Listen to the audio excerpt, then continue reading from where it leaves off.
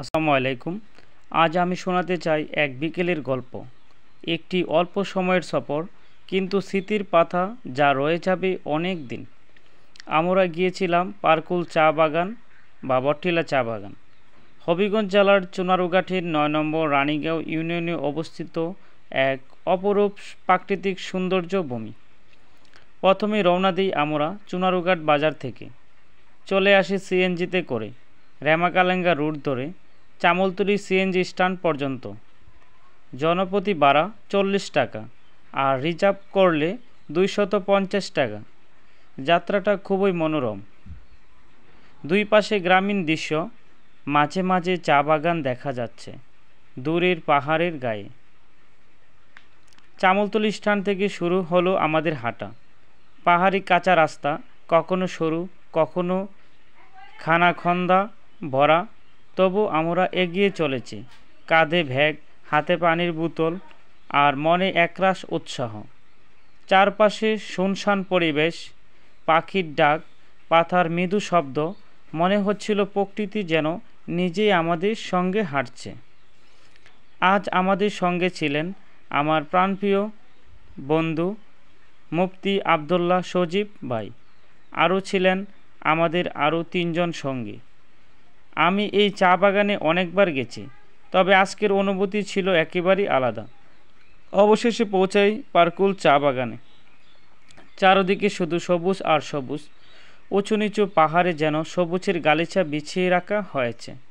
চোখে পড়ে ছোটো ছোটো করে ঘর, ছন, বাঁশ আর গাছের ডালপালা দিয়ে তৈরি। এগুলোতে বসবাস করে সাঁওতাল উপজাতি, যাদের আমরা আঞ্চলিক ভাষায় কুলি বলি। তাদের কঠোর পরিশ্রমে গড়ে উঠেছে এই চা বাগান। যে পাতা আমরা কাপ চায়ে দেখি, সেই পাতা তুলতে তাদের প্রতিদিন কতটা ঘাম ঝরে। আজ চোখে দেখি সেই পরিশ্রমের গুরুত্ব নতুনভাবে উপলব্ধি করলাম। চা বাগানের ঠিক মাঝে রয়েছে একটি অপরূপ পাহাড়ি লেক। পানির স্বচ্ছতা এতটাই যে মনে হয় যেন আকাশের প্রতিচ্ছবি মাটিতে নেমে পড়েছে।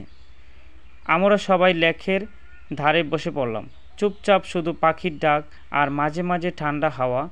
সন্ধ্যা ঘনিয়ে এলো, আকাশে লালচে আভা, পাখিরা ফিরছে নেড়ে। সময় হয়ে গেল মাগরিবের নামাজের। আমরা সবাই উজু করলাম লেকের পানি দিয়ে। তারপর আমি আজান দিলাম।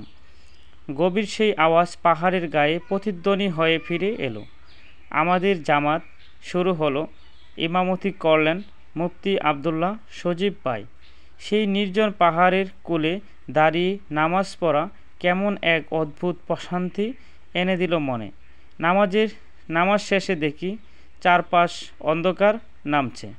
জোনাকি পোকার আলো, গাছের পেছনে থেকে আসা হালকা বাতাস, প্রকৃতি যেন বিদায় জানাতে এসেছে আমাদের।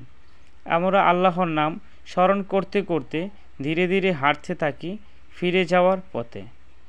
সত্যি বলতে কি, আজকের দিনটা আমার জীবনে অনেক সুন্দর ছিল।